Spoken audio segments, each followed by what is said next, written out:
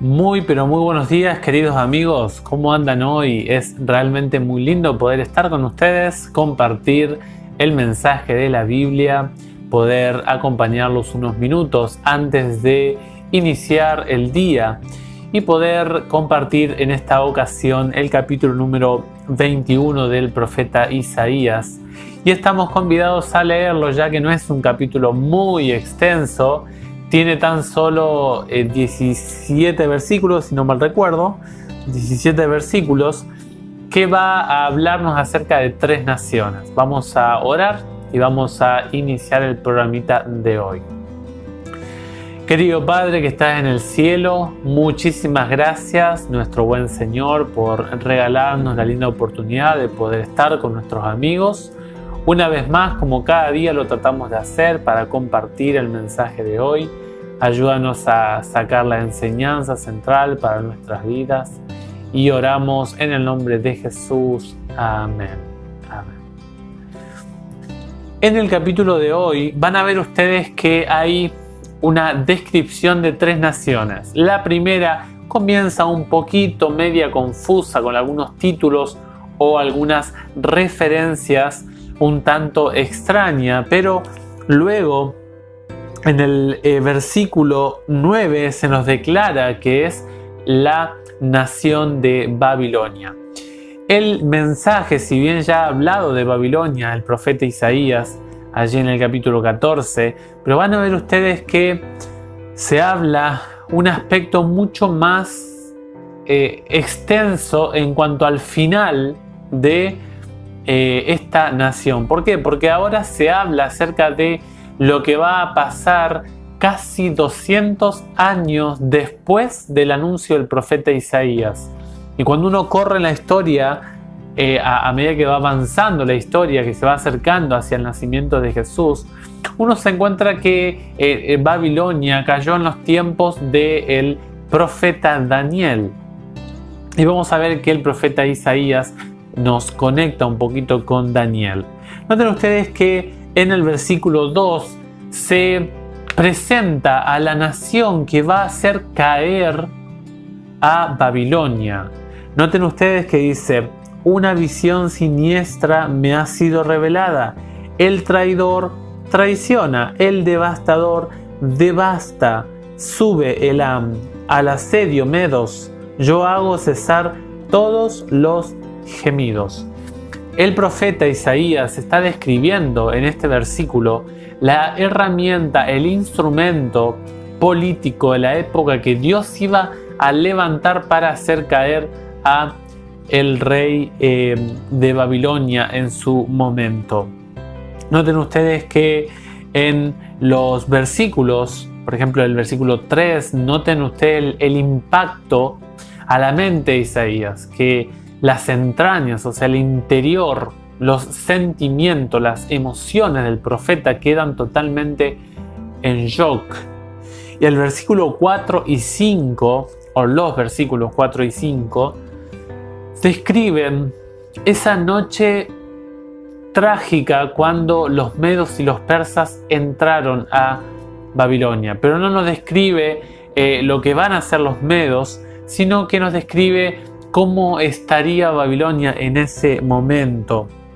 Dice en el versículo 4 que en el versículo 4 dice: el crepúsculo que ansiaba se ha vuelto para mí un horror. Se describe a Babilonia entrando en el mundo de las tinieblas. Noten ustedes en el 5, se pone la mesa, se extiende el tapiz, se come, se bebe, de pie príncipes, engrasen el escudo. Es decir, vivan fiestas, tengan un deleite, vivan de festín en festín, príncipes de Babilonia, que llega la destrucción.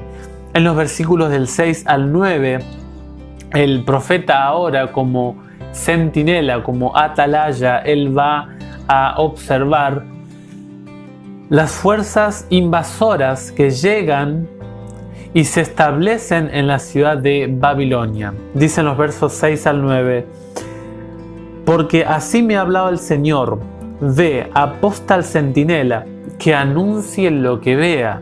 En primera instancia se parece que o pareciera ser que el centinela es otro, pero parece que el profeta está describiendo su tarea en tercera persona. Dice: si ves gente a caballo, pareja de jinetes, hombres montados en asnos, hombres montados en camellos, que preste atención, mucha atención. Noten ustedes qué le dice. Si tú ves centinela, recuerden que los centinelas estaban, o los atalayas, recuerden ustedes que la atalaya es donde es la torre, donde está el atalaya. Y el atalaya es la persona que está observando si viene algún mensajero y es encontrado en la parte más alta, en la torre más alta que tiene la mejor vista de la ciudad para anunciar todo tipo de peligro que viene. Y Dios le dice al centinela, dice: si ves a hombres montados en asnos, hombres montados en camellos, pareja de jinetes, escucha bien, presta atención. Noten ustedes que aquí está haciendo alusión a la visión que está recibiendo el profeta Isaías. En el versículo 8 dice: entonces gritó el vigía: sobre la atalaya, Señor,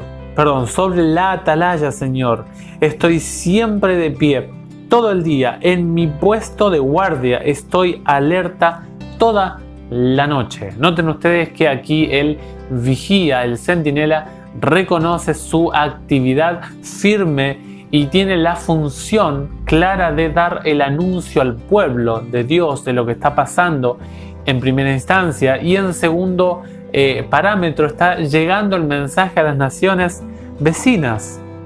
Y noten ustedes el versículo 9. Dice: miren, llegan hombres montados, parejas de jinetes.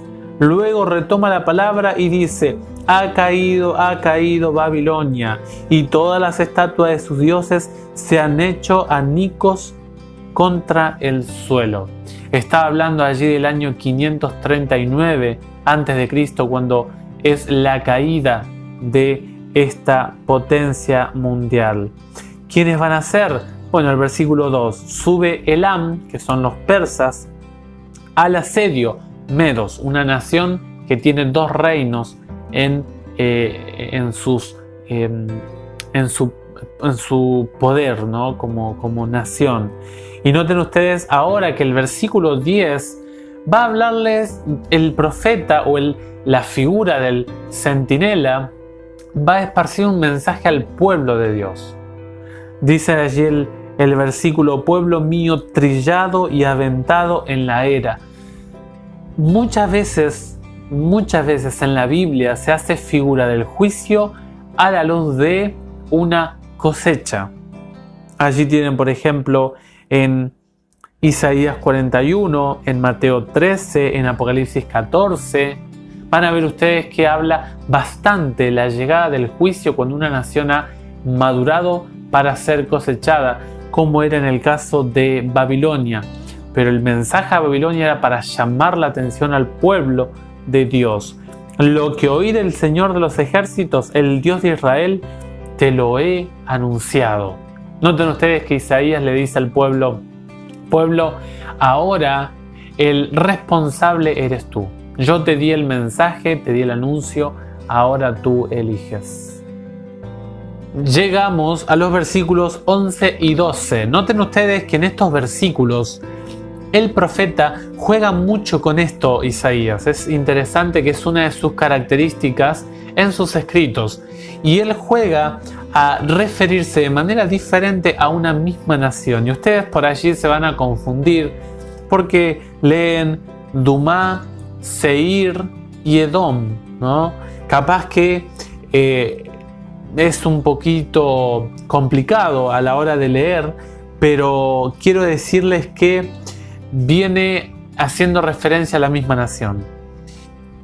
Y en este aspecto, la palabra Dumá es silencio. Es cuando no se oye ninguna voz. La palabra Seir es velludo o escabroso, aquel que habita en montes, que habita alejado, ¿sí? Noten ustedes que hace referencia al padre de esta nación, Esaú.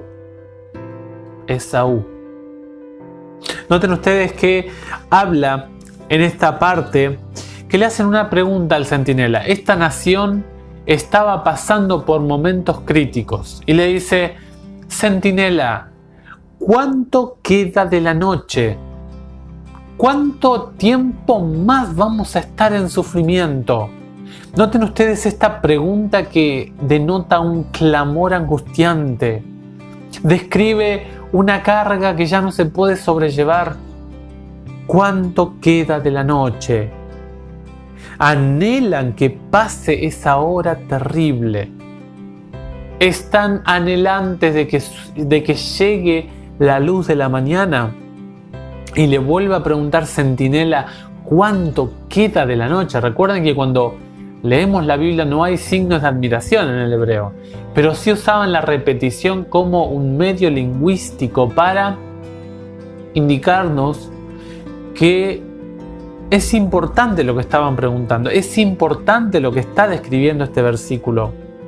Y ahora el centinela responde en el versículo 12: llega la mañana, va a haber luz, pero para ustedes va a llegar nuevamente la noche. Edom, Seir, Dumá, esta nación, iba a recibir el sol, pero para ellos iba a continuar siendo de noche. O sea, iban a continuar teniendo problemas con la nación asiria. De paso, Babilonia también estaba siendo vasallo de Asiria. Ya cuando llegamos un poquito más en los años del 630, ya Babilonia empezó a reconquistar lo perdido por Asiria, ¿no? Y saben que esta nación iba a tener un problema muy serio. Dice el texto: si ustedes quieren preguntar, si ustedes tienen deseos de nuevamente dudar de la pregunta o quieren confirmar mi palabra, pregunten, dice el centinela, el vigía. Pregunten, no hay ningún problema, pero yo les digo que van a tener la misma respuesta. O sea, la suerte de ustedes ya está echada. Los versículos 13 al 17 son la culminación de la última nación que se presenta en el capítulo de hoy. Tenemos el capítulo de hoy hablando acerca de los árabes, la nación de Arabia. Es importante comprender que en el versículo 13 se empieza a describir la zona geográfica o la calidad de el ambiente o el entorno en donde se desarrollaba la vida de esta nación. Dice: profecía o carga en la estepa, entre las malezas, en la estepa ustedes pasarán la noche, caravanas de los dedanitas. Noten ustedes que aquí se habla acerca de un pueblo que anda o que vive en un lugar escabroso, en un lugar un tanto escarpado, un lugar lleno de espinas, un tanto, por así decirlo, inhóspito. Y se dice acerca de Dan, el nombre de Dan, se cree que era una ciudad importante, un centro comercial importante de la época. Y saben que es una palabra que tiene un doble significado. Dedan es la huida de la luz, es la llegada de las tinieblas y su estadía. Es interesante que Isaías juega con esto también, juega con la palabra de hacer referencia a un pueblo, pero también representa a nivel espiritual el estado o la profecía o el estado postrer que va a tener esa nación con la palabra de la voz del profeta por el mensaje que Dios le quiere dar a esta nación. Y dice allí que se describe en la palabra de Dan, se describe el ocaso, la llegada de la oscuridad para Arabia. Dice la Biblia en el versículo 14 que esta ciudad tuvo que pedir permiso, tuvo que pedir ayuda, tuvo que pedir un sostén en el momento de crisis, porque no tuvo provisiones. Noten ustedes el versículo 14, dice: lleven agua al encuentro de los sedientos, habitantes del país de Temá, una tribu vecina, un pueblo cercano, eran hermanos con los dedanitas. Y saben que Dios, por medio del profeta, le dice: ayuden, denle agua, denle provisiones porque ha de sufrir mucho. El versículo 16 habla de que el contrato ya estaba hecho. Noten ustedes que habla acerca de un jornalero, un mercenario, alguien que tenía un contrato fijo. No se habla de un tiempo en específico, pero sí se habla de que va a tener una clausura la nación de Arabia. Se desconoce el año de el derrocamiento de esta nación de Arabia. Pero dice la Biblia que no van a ser destruidos totalmente. Va a haber un remanente que volverá a sus tierras. Dios no los iba a destruir terminantemente, de manera completa. No iba a permitir que otra nación combatiera contra esta nación arábica de manera completa. No iban a erradicar totalmente a esta nación. Tenemos que concluir el capítulo de hoy, amigos, amigas, queridos hermanos, hermanas, con algunas lecciones. ¿Cuántos mensajes tuvo la nación de Babilonia?